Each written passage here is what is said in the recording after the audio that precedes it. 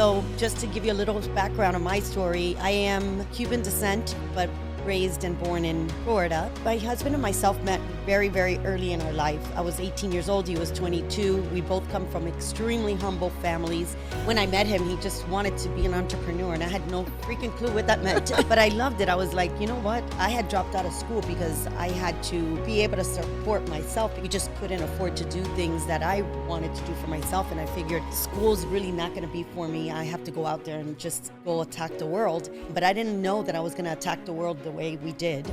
So my husband, it just kind of clicked, and we said, like, let's go for it. Didn't really know much about being an entrepreneur, but his mindset just really helped me guide the way. And once me and him put our powers together, we were able to conquer so much and learn along the way. I mean, these 32 years that Bobby and I have been together have been an amazing journey, a big roller coaster, but has been so much fun and so amazing to be able to go through it. So Bobby and I were looking for businesses. We had done many, many businesses that failed for many reasons, and we learned from those failures. And once our daughter was born, Priscilla, I always tell Priscilla she's the blessing in our life, because I don't know that we would be able to accomplish what we had accomplished if it wasn't that we had that drive, because we had that little girl that we needed to support, and we weren't going to do the same that our parents did. Thankful for her that she came in the wrong time, I thought, but in all actuality, it was the perfect time. It was exactly what we needed in order to achieve what we have. But we started businesses and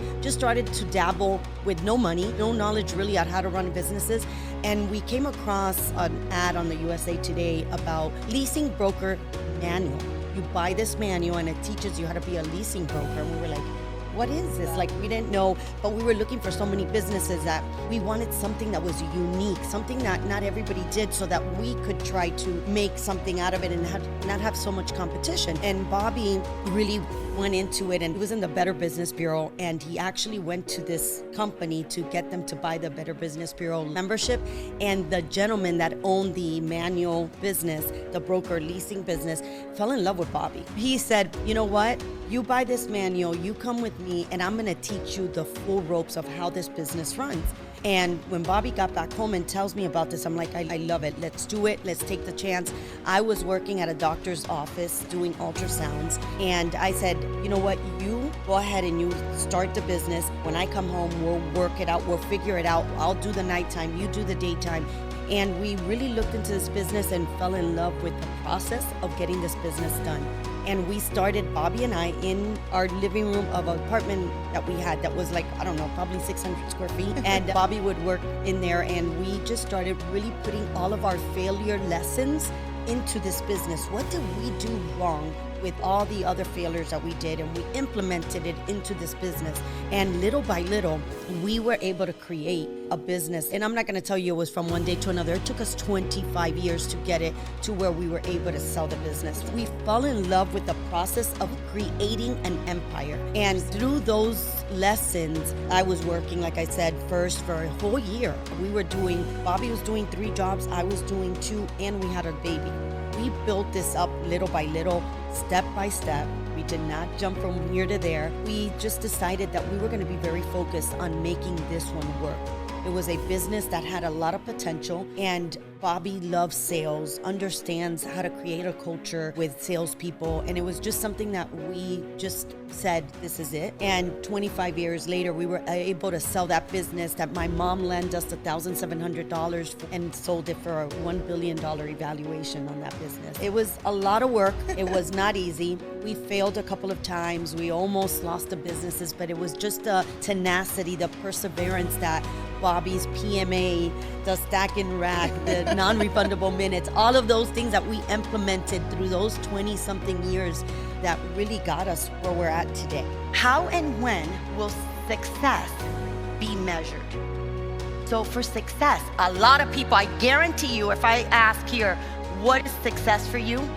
Everybody's gonna say money, to be rich. I wanna be rich.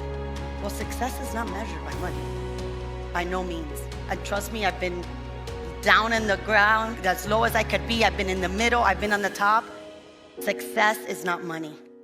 Success is what you feel, that you can feel proud of something you did, something you accomplished, something you did with your family. That's success. But a lot of people take success differently. So if success is money for you, you gotta let your partners know. You gotta let your business partner know. You gotta let your kids. It might be success that you have raised your children and that you've gotten them to college. You're a housewife.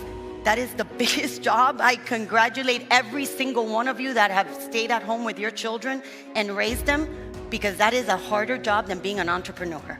How did you and Bobby make it through 33 years this year and still together? You still work together, you play together, you're always together, and you've been able to get through life. Ups, downs, good, bad. This is it, guys. 3 things: communicating effectively, compromising as needed, romancing, and edifying. I always tell every business person, in order for you to build, you can't build alone. It's impossible. You cannot build an empire on your own. So you and your business partner need to sit down, go back to square one, put your vision on paper, understand what role you're going to take. I tell this to couples and to business owners. You need a highway, and those lanes need to be given a name, a specific task, and you better stay in that lane. So if you don't know how to recruit, do not recruit. What else can you do that's going to bring business value, and give that lane up? So understanding your lane is very important in order to be successful. So you definitely need to make sure that you have your path very clear.